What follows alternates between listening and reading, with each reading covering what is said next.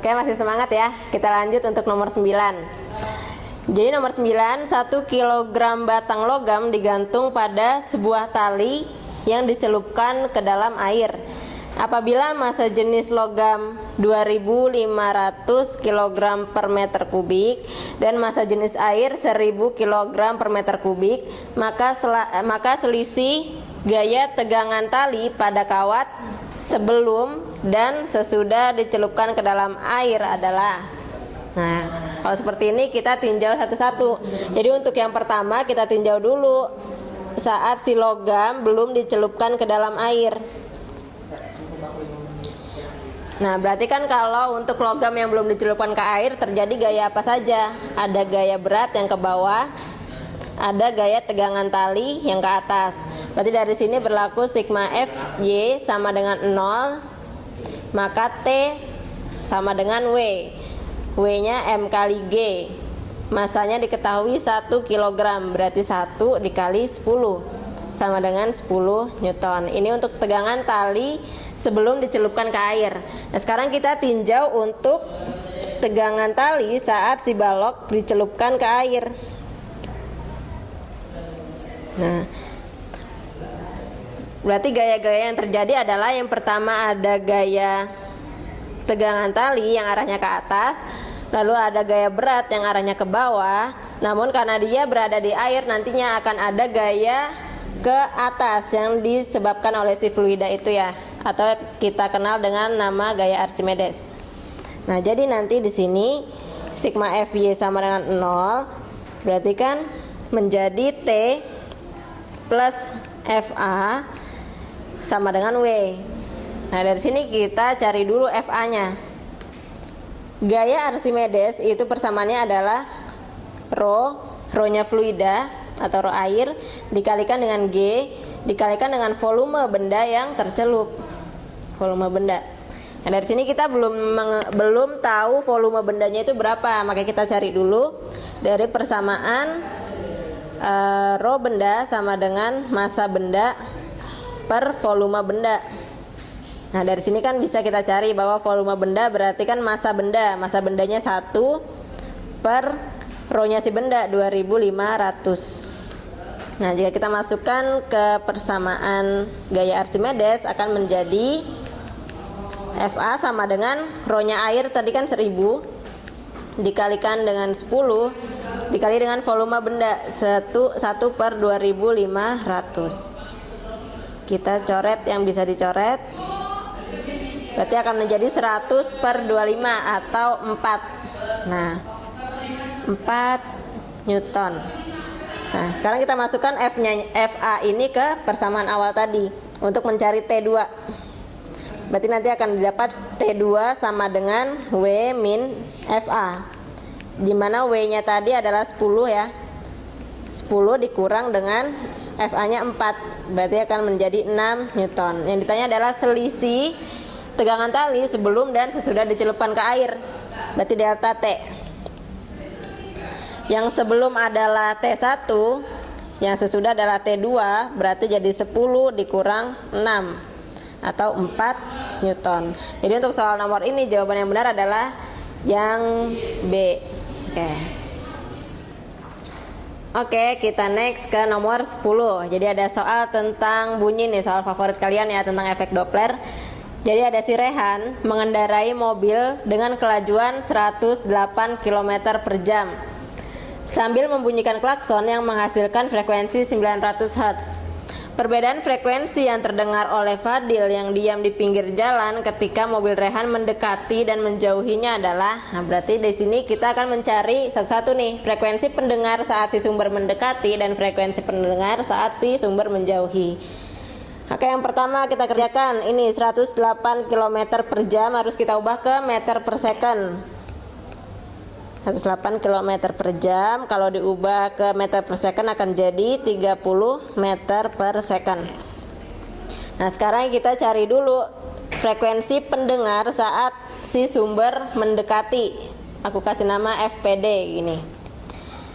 Nah, persamaannya kan adalah V, berarti kalau sumber mendekati pendengar, oh di sini VP dulu ya, VP terus di bawah Berarti minus ya, karena sumber mendekati pendengar, berarti kan Vs nya minus, dikalikan dengan Fs. Oke, kita masukkan, berarti di sini kan 340 ditambah 0 per 340 min 30 dikali Fs nya 900. Jadi dari sini kita dapatkan 340 per 310 dikali 900. Nanti ini akan menghasilkan jawaban yang mendekati 987 Hz. Nah, sekarang kita cari frekuensi pendengar saat si sumber menjauhi. Berarti sama V plus Vp per V. Sekarang Vs nya jadi plus karena si sumber menjauhi pendengar, plus Vs dikalikan dengan Fs. Kita masukkan, berarti 340 ditambah 0 per 340 ditambah 30 dikali 900. Nah, ini berarti akan jadi 340 per 370 dikali 900. Nanti ini akan menghasilkan jawaban yang mendekati 827. Nah, sekarang yang ditanyakan adalah perbedaan frekuensi, berarti delta F. Ya udah, berarti tinggal 987 dikurang 827. Berarti jawabannya adalah 160 Hz. Jadi untuk soal nomor ini jawaban yang benar adalah yang E. Oke, gampang ya. Oke, untuk selanjutnya ini soal gampang banget. Jadi untuk soal nomor 11, sifat bayangan yang dibentuk oleh spion motor adalah. Nah, spion motor yang seperti adik-adik tahu ya kan, dia menggunakan cermin cembung ya kan. Berarti sudah jelas bahwa cermin cembung hanya memiliki satu sifat, yaitu sifatnya dia pasti maya. Kalau maya temannya adalah tegak ya kan, dan diperkecil. Jadi untuk soal nomor ini sudah jelas jawabannya adalah yang D, diperkecil, maya, tegak. Itu. Oke, soalnya masih ada, jadi masih semangat ya. Kita lanjut untuk soal nomor 12. Sejumlah gas ideal melewati siklus seperti pada gambar. Apabila suhu di titik G adalah 320 Kelvin, maka pernyataan yang benar adalah, untuk poin pertama, perubahan energi dalam gas adalah 0 Joule. Nah, kalau kita lihat di sini siklus berawal dari titik E dan berakhir di titik E lagi. Nah, kalau misalnya awalnya titik awal dan titik akhirnya sama, itu artinya dia tidak mengalami perubahan suhu, karena untuk perubahan energi dalam sesuai persamaan 3/2 NR kali delta T. Jadi siklus dia akan mengalami perubahan energi dalam jika terjadi perubahan suhu. Namun kalau misalkan ini titik mulanya adalah di E dan titik akhirnya di E, artinya pada siklus ini tidak terjadi perubahan suhu. Oleh sebab itu untuk pernyataan nomor 1 adalah benar, bahwa tidak terjadi perubahan energi dalam. Nah, jika nomor 1 benar, nomor 3 benar. Kalau nggak percaya kita cek aja. Untuk kalor yang diserap selama siklus adalah 24 Joule. Jadi berdasarkan hukum termodinamika yang pertama, di mana kalor itu sama dengan usaha ditambah delta U ya. Nah, karena delta U-nya tadi sama dengan 0, berarti kan jadinya kalor itu sama aja dengan usaha. Nah, untuk siklus ini usaha bisa dicari dengan, terserah kalau mau cari satu-satu ya, tapi usaha bisa dicari dengan luasannya ini. Nah, ini cara mudahnya. Kalau dia siklusnya seperti ini, usaha bisa dilakukan dengan mencari luasan. Berarti kan luasan dari bangun ini adalah 8 dikurang 4 itu 4, dikalikan dengan lebarnya 10 dikurang 4, 6. Berarti sama dengan 24 Joule. Berarti benar ya nomor 3. Nah, sekarang kita cek untuk nomor 2. Usaha gas adalah 24 Joule. Ya udah, tadi udah kita hitung nih ya kan, usaha 24 Joule, berarti benar. Nah, untuk yang keempat berarti perlu kita cek juga.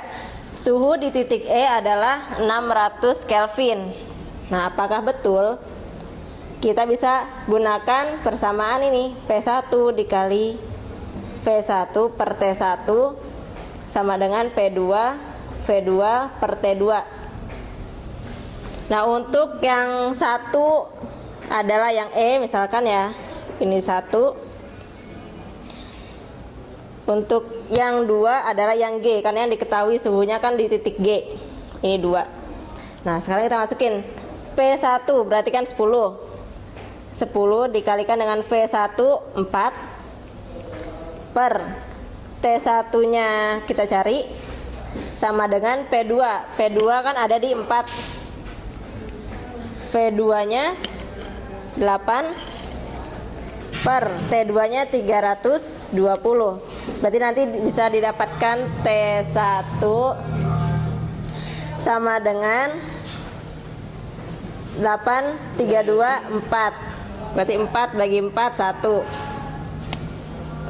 Oh, 10.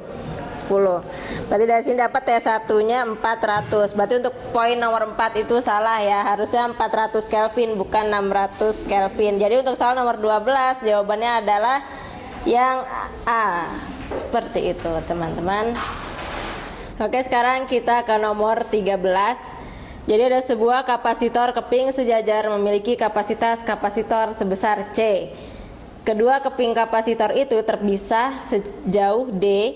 Jika kuat medan listrik di dalam kapasitor itu adalah E, maka muatan yang harus diberikan kepada kapasitor tersebut adalah sebesar. Nah, ini yang perlu kita tahu adalah semua persamaannya.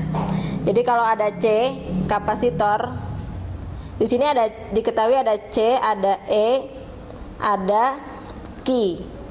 Oh, yang ditanya Q. Yang ditanya Q-nya atau muatannya. Nah, berarti kan persamaan-persamaan yang kita tahu ada, yang pertama itu Q sama dengan C dikali V. Lalu ada persamaan medan listrik E sama dengan K dikali Q per D kuadrat. Lalu yang ketiga ada persamaan potensial listrik, yaitu K dikali Q per D. Nah, berarti dari E dan V ini kan mereka punya hubungan ya. Jadi hubungannya adalah si E itu sama dengan V per D. Nah, sekarang yang dicari adalah muatannya. Berarti masuk ke persamaan 1. Nah, dari sini berarti didapatkan Q sama dengan C kali V. C-nya tetap karena C-nya cuma 1. Lalu dikalikan V-nya. V kalau dari sini kan sama dengan V sama dengan E kali D. Berarti kita masukkan ke sini C dikali E dikali D. Berarti jawaban yang tepat untuk nomor 13 adalah yang E. So, gampang.